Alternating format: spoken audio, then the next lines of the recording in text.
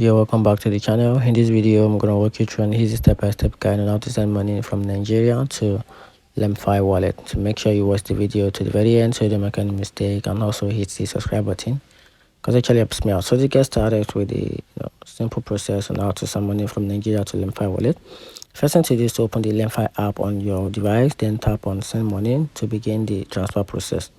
And after that, you have to choose your primary currency.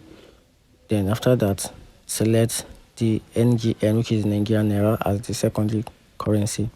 Then after that, you have to input the amount you wish to send, then add a note or description for the transfer if necessary, then tap on continue to proceed.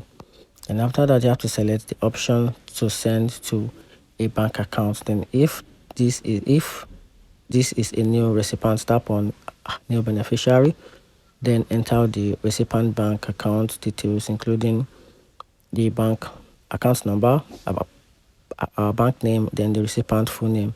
Then after entering the details, tap on continue.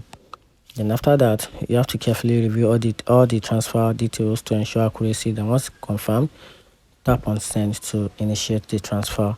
And that's how to send money from Nigeria to Lemfi wallet. Find the video helpful, turn on the notification button and subscribe for more.